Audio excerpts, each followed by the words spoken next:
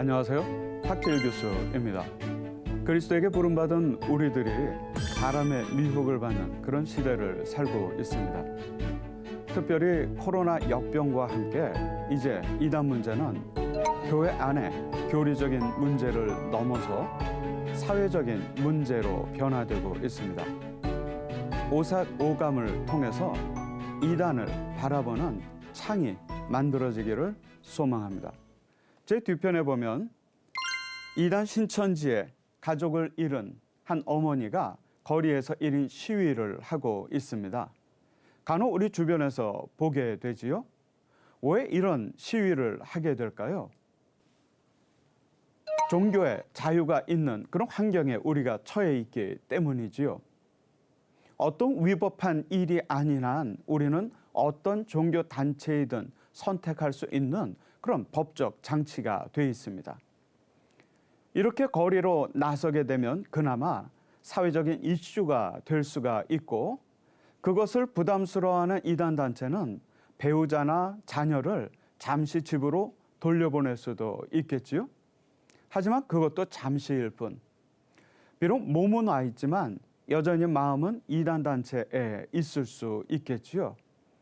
그래도 이렇게 하는 이유는 그렇게라도 사랑하는 가족을 옆에 두고 싶어 하는 마음이겠지요. 이런 피해자들이 주변에 많이 있습니다.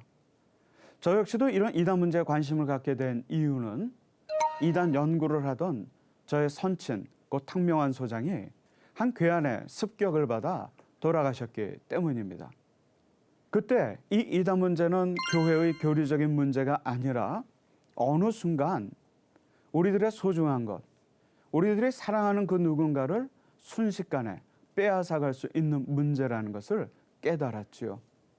우리 주변에 많은 피해자들이 있고 또 이 방송을 시청하는 여러분 가운데도 이단 문제로 인한 아픔을 가지고 계시는 분도 계시리라 생각합니다. 내가 피해자가 되었다, 내가 피해자가 될 수도 있다라는 그 피해자의 마음과 눈높이에서 이 이단 문제를 바라봤을 때만이 우리는 이단 문제의 본질과 위험성을 깨닫게 됩니다. 오색오감을 시청하는 우리 시청자들께서도요, 내가 피해자가 될 수 있다라는 그런 경계와 절박감의 마음을 가지고 제 강의를 들어주셨으면 합니다. 코로나19는 한국 사회 그리고 한국교회 이단 문제의 변곡점이 되었습니다. 코로나19와 함께 불거진 신천지 문제.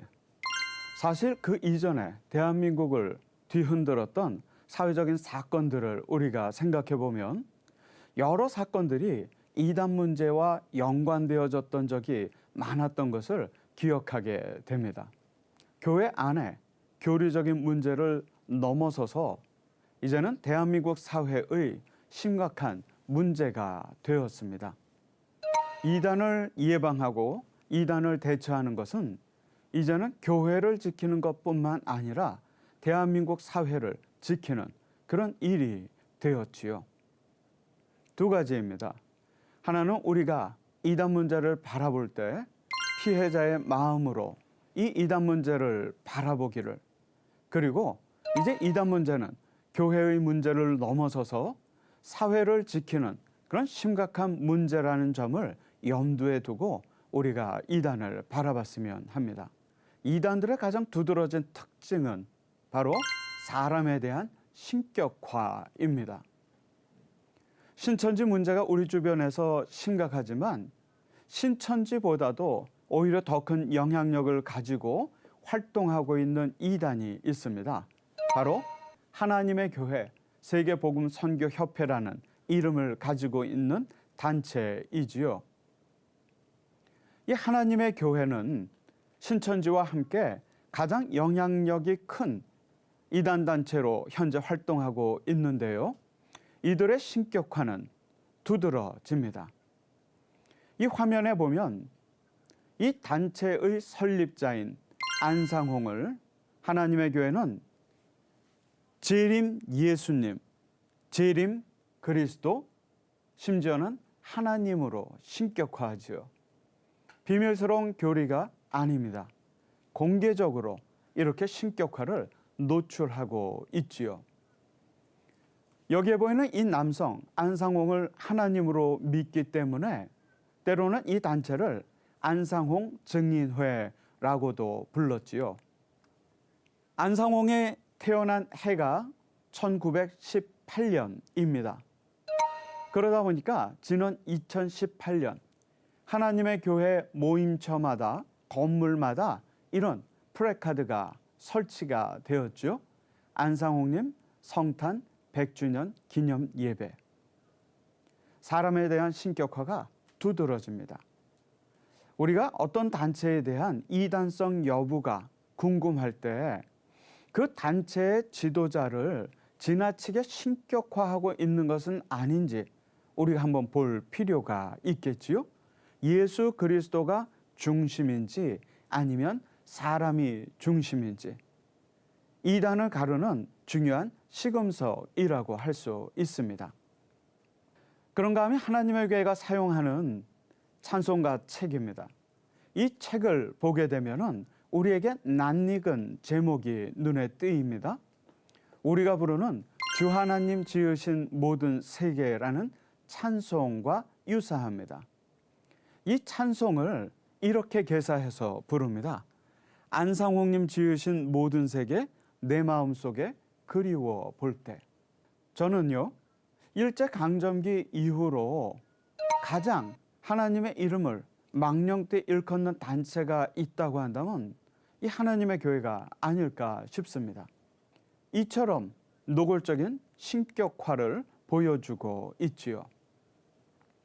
뿐만 아니라 놀라운 일은 하나님이 한 명이 아니라 두 명이라는 사실이지요. 앞에 보았던 안상홍이란 남성은 1964년에 부산에서 이 단체를 조직합니다. 그리고 자신은 1985년에 사망했지요. 제가 안상홍의 무덤을 다녀온 적이 있습니다. 근데 그 무덤 묘비에는 하나님이나 재림 그리스도라는 이름은 없더라고요. 묘비명에는 단지 선지 엘리야 안상홍의 묘라고만 쓰여 있었습니다. 그가 사망할 당시에는 선지자로 추앙을 받았는지 모르겠지만 그 이후에는 재림 그리스도로, 재림 예수로, 그리고 하나님으로 끊임없이 신격화되어진 모습을 볼 수가 있었습니다. 하나 짚고 넘어갈 것은요. 그 안상홍의 무덤이 제가 갔을 당시에는 풀들이 40-50cm씩 자라나 있을 정도로 관리가 되지 않고 있더라고요. 과연 하나님의 교회의 간부들이나 측근들이 안상홍을 정말 하나님으로 믿었었고 지금도 믿고 있는지 의심해 볼 수 있는 대목입니다. 만약 정말 하나님으로 믿고 있다면 그 무덤을 그렇게까지 방치해 놨을 수 있을까요? 여러분의 생각은 어떠십니까? 안상홍이 1985년에 사망하고 난 뒤에 또 다른 하나님이 등장했습니다. 그 당시까지만 하더라도 전도사로서 안상홍을 따르던 장길자라는 여성이 하나님이 됩니다. 그래서 전자는 안상홍은 아버지 하나님, 후자인 장길자 이 여인은 어머니 하나님이 되지요. 우리가 상식적으로 어떻게 하나님이 두 명일까? 그리고 한 사람은 남성, 한 사람은 여성일 수 있을까 궁금합니다. 바로 이 두 하나님이 등장하게 된 이유는요. 하나님의 교회 성경 해석의 오류 때문입니다. 구약 성경은 히브리어로 기록이 되어 있고 히브리어로 하나님을 엘로힘이라고 합니다. 이 엘로힘이라고 하는 단어는 엘로아라고 하는 단수의 복수형 명사입니다. 하나님의 교회는 하나님의 형상을 따라서 인간을 지었는데 인간이 남자와 여자이니까 하나님도 당연히 남자 하나님과 여자 하나님이 있는 것이 아니냐. 이것이 이들의 주장입니다. 바로 이 엘로힘이라는 복수형 명사를 이유로 두 명의 하나님이 등장한 것이지요. 거리에서 만나는 하나님의 교회 신도들은 이러한 내용으로 사람들에게 접근을 합니다. 물론 이 엘로힘이라는 단어가 복수형 명사인 것은 맞습니다. 하지만 성경은 이 엘로힘이란 단어를 사용할 때 전능하신 한 분, 하나님을 표현할 때 이 단어를 사용하지요. 형태는 복수이나 그 의미 자체는 단수형입니다. 마치 이와 같지요. 이단들은 성경을 잘 알아서가 아니라 오히려 성경에 대한 무지가 이단으로 이끌고 있는 것은 아닐까요? 이 성경에 대한 잘못된 해석으로 인해서 하나님의 교회는 남녀 두 사람의 하나님을 만들어냈고 그들을 신격화하고 있는 것이지요. 이러한 신격화가 그 단체 안에서 보여질 때 우리는 이런 단체를 이단이라고 할 수 있는 것입니다. 일제강점기 후반부터 이런 많은 이단들이 등장을 해 왔는데요. 사실 어떤 이단들의 조건, 이단 교주들이 성공할 수 있는 조건이 나뉘어져 있지는 않습니다. 그런데 제가 여러 가지 사례들을 보게 되면은 그 공통점이 보여지더라고요. 그리고 그 내용을 저희 현대종교에 한번 게재한 적이 있었고 우리 작가분께서 이러한 카드 뉴스로 만들어 주셨는데 한번 보지요. 제가 제목을 어떤 책을 벤치마킹해서요. 성공하는 교주들의 7가지 습관이라고 정해 보았습니다. 첫 번째 특징은요. 몰라야 성공한다. 일제강점기 이후에 있었던 많은 이단단체의 교주들을 보게 되면은요. 사회적인 교육이나 혹은 신학적인 교육을 받았던 사례가 거의 전무합니다. 사회적인 교육도 열악하고 그리고 정규적인 신학 교육을 받은 사례는 거의 없지요. 이로 인해서 오히려 성경을 독특하게 바라봅니다. 사회교육이나 신학교육은 열악하지만 성경 자체에 대한 지식은 굉장히 많습니다. 성경은 자기 개발서가 아니지요. 성령의 도우심이 없이는 성경이 읽는 우리들이 그 말씀 뜻대로 믿고 살아가기가 어렵지요.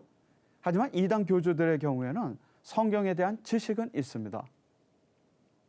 그렇기 때문에 정상적 사회교육과 신학교육이 부재한 상태 속에서 성경을 보는 눈보다는 문자에 치중하다 보니까 성경에 대한 해석이 창의적입니다. 하지만 성경의 본래적인 뜻은 간과하고 있지요. 일예로 한 이단 교주는 성경에 나오는 동방을 한국이라고 해석을 합니다. 동방에는 일본도 중국도 있지요. 근데 중국은 아니라고 합니다. 왜냐하면 한국보다 서쪽에 있다는 거죠. 그럼 한국보다 동쪽에 있는 일본이 동방이 아니냐는 질문에 그 이단 교주는 이렇게 얘기합니다. 이사야서에 보게 되면은 이렇게 적혀져 있다. 섬들아 내 앞에서 잠잠하라. 그것을 근거로 일본은 동방이 아니라고 얘기합니다. 한국이 동방이라고 얘기하죠. 이렇게 자의적으로 해석할 뿐만 아니라 그를 다양한 성경에 나오는 내용들을 자기 마음에 맞게 임의적으로 해석을 합니다. 이단 교주들 중에 이러한 성경의 참 진리를 몰라야만 성공하는 모습을 보여주게 됩니다. 두 번째로 이단 교주들은요. 그중에 성공하는 교주들은요. 자신이 신이라고 믿고 있습니다.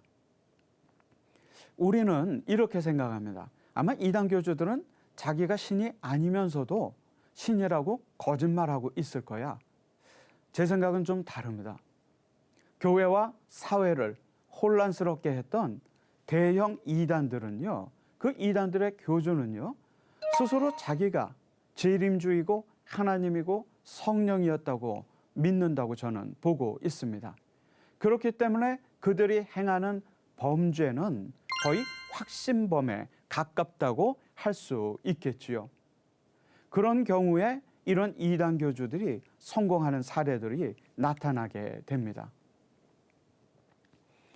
세 번째로는요, 바꿔야 성공한다입니다. 즉, 성경의 내용을요, 임의적이고 자의적으로 해석합니다. 아까 동방에 관한 그 내용처럼요. 그리고 심지어는 자기가 주장했던 교리마저도 바꾸는데 거침이 없습니다. 일예로 신천지는요, 거짓말이 특징이지요. 그 거짓말의 근거를 성경에서 찾습니다.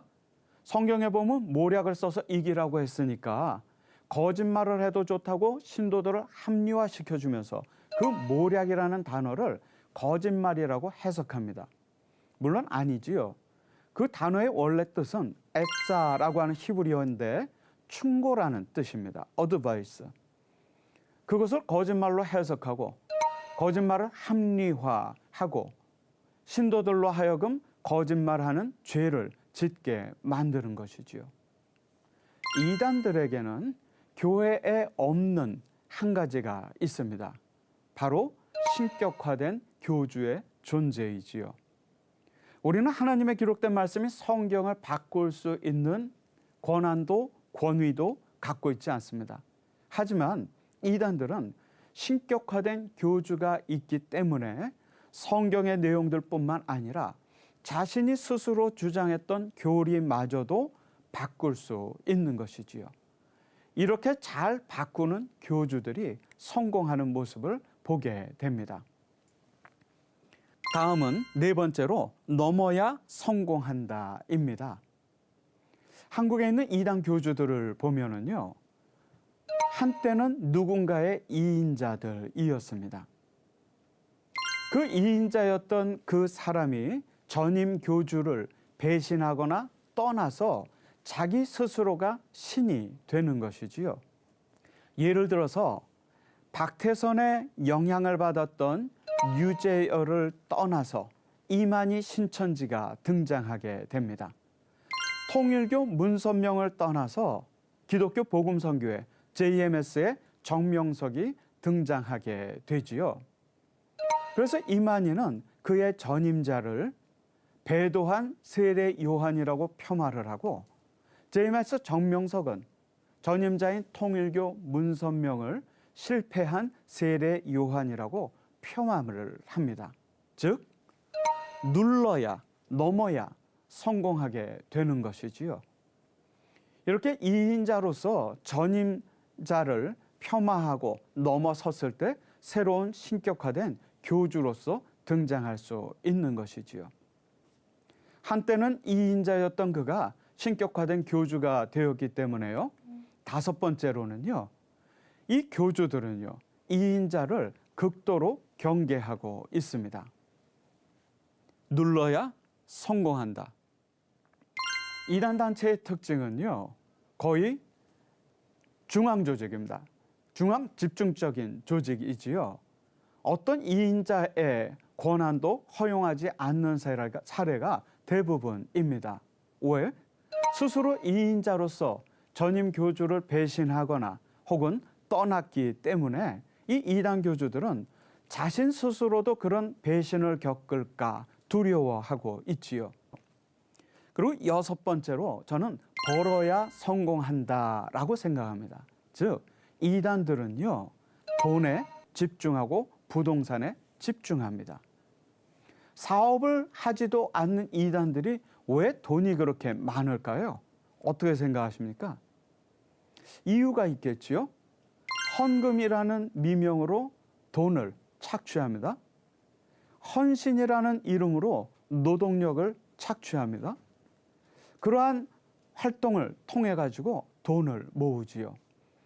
그리고 대부분의 단체들은요, 어느 정도 성장하면은 부동산에 집착합니다. 즉 거점을 만들고 확보하는데 힘을 쏟지요. 그 이유는 거점이 있어야만 신도들을 효과적으로 통제할 수 있기 때문입니다. 그리고 돈이 있어야만 이인자들이나 혹은 신도들의 이탈을 막고 통제를 강화할 수 있기 때문이지요. 돈 있는 교주들만이 그래서 성공할 수 있는 것이지요. 그리고 마지막으로 속여야 성공한다입니다. 저는 이단들의 가장 두드러진 특징이 무엇일까 했을 때 거짓말이 아닐까 생각을 합니다. 특별히 이단 교주, 오늘 강의의 주제인 이단 교주들의 특징을 보게 되면요, 대부분의 교주들은 자신을 재림주, 하나님, 성령님으로 신격화하면서 마치 죽지 않고 영원히 살 것처럼 주장을 했습니다. 그를 따르던 신도들도 교주는 절대 죽지 않으리라고 하는 확신을 가지고 있었지요. 하지만 실상은 어땠습니까? 늙지 않거나 죽지 않은 교주들이 있었던가요? 역사 속에 존재해왔던 모든 이단 단체들의 교주는 죽었다가 팩트입니다. 단 한 사람도 영원히 산 이단 교주는 없지요. 죽기 전까지 신도들은 그 사실을 확인할 길이 없겠지요. 그런데 여기서 우리가 하나 생각해 보면요, 이상한 일이 하나 있습니다. 이단 교주가 사망했는데도 왜 그 단체에 있었던 신도들은 뛰쳐나오지 않는 걸까요? 여러분 기억하는 많은 이단 교주들이 사망했죠. 한국 이단의 뿌리인 전도관의 박태선, 통일교의 문선명, 혹은 구원파의 유병환 다 사망했습니다. 하지만 통일교도 구원파도 여전히 건재하지요.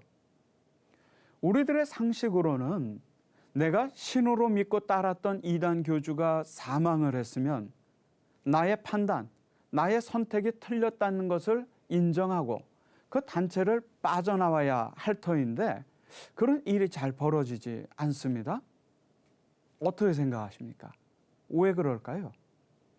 이상한 일은요, 내가 사랑하는 가족과 지인들의 반대를 무릅쓰고 이 이단 단체를 선택하고 이 단체의 교주를 신이라고 믿고 따라다녔습니다. 5년, 10년, 20년을. 근데 이 이단 교주가 사망한 거예요. 공황 상태이지요. 결국 나의 선택이 틀렸다는 것을 보여주는, 단적으로 보여주는 결과라고 할 수 있겠지요. 그때 당사자는 어떻게 행동할까요?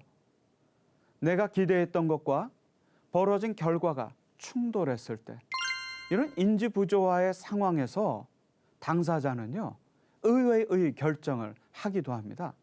적지 않은 많은 사람들은요, 그 교주의 죽음을 미화하고 그 교주의 죽음을 신격화하고 다시 살아날 수 있다, 다시 만날 수 있다는 헛된 망상을 가지고 그 단체에 남는 것을 선택을 하기도 하지요. 이단 교주의 죽음은 이단 문제의 끝이 아니라 새로운 시작이라고 하는 것, 우리가 기억할 필요가 있습니다. 또 다른 문제가 발생할 수 있는 것이지요. 분파가 생겨날 수도 있고 그 단체 안에 계속 피해자들이 머물러 있을 수도 있기 때문입니다. 이러한 7가지의 특징들이 한국 이단들 교주들에게서 나타나는 것을 보게 됩니다. 실질적으로 사례를 보면은요, 박태선, 전도관의 박태선과 통일교의 문선명, 한국 이단의 뿌리라고 합니다.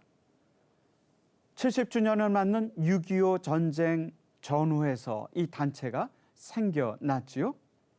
두 감람나무라고 부르기도 합니다. 자신을 하나님이라고 주장했던 박태선 역시 사망했습니다. 자신을 메시아 재림주 하나님이라고 이야기했던, 주장했던 문선명 역시도 사망했지요. 불멸하지 않습니다. 코로나19와 함께 불거진 신천지 이만희 교주는 어떨까요? 신천지 신도들이 부르는 노래입니다. 이 노래를 보면 하늘 아래 구원자가 여러 명이 있는데 그 중에 이만희 교주가 최고랍니다. 그러면서 신천지 신도들은 이 이만희 교주를 주요 그리스도시요 살아계신 하나님의 아들이라고 그렇게 고백하는 노래를 부르고 있지요. 신격화가 두드러지고 있습니다. 신천지 신도들은 이만희가 늙지도 않고 죽지도 않는다고 믿고 있습니다. 하지만 실상은 어떨까요? 구치소에 수감되었다가 방역 방해 혐의로 수감되었다가 풀려나는 이만희의 모습입니다. 신도들이 봐왔던 것, 신도들의 기대와는 달리 이만희의 머리는 하얗게 새었고 휠체어에 의지한 채 구치소를 나오고 있는 장면입니다. 과연 상식적으로 불로불사하고 영생불사하는 보혜사의 모습일까요? 저희 현대종교가 매달 월간지에서요, 그 시기의 주요한 내용들을 캘리그러피로 이렇게 표현을 하는데요. 이런 이야기가 있습니다. 교회는 불멸하나 이단은 필멸한다. 교회 역사를 돌아보면요, 이단들이 없었던 적이 없습니다. 2000년 동안의 교회 역사 동안. 하지만 우리가 눈여겨볼 대목은요, 이단들이 없었던 적이 없었지만 이단들은 늘 생성과 소멸을 반복해왔다는 사실입니다. 어느 이단 하나 영원한 이단이 없습니다. 설령 100년, 200년을 간다 했는지 모르지만 결국 이단들은 없어졌지요. 이단들은요, 반드시 멸망합니다. 하지만 우리가 속한 이 교회는 영원하지요. 불멸합니다. 우리가 그 교회에 속해 있습니다. 이단 교주들도 마찬가지이지요. 그들은 살아있는 동안 그들을 신으로 주장하고 신으로 군림했지만 그 스스로는 죽음을 맞이했습니다. 반드시 멸망하고 말았지요. 이것이 이단 교주의 본질입니다. 우리는 영원한 교회에 속해 있습니다. 이단들은 사람을 신격화하나 우리들은 예수 그리스도만을 신앙하고 있습니다. 그것이 그리스도인들의 모습이겠지요. 지금까지 탁지일 교수였습니다. 감사합니다.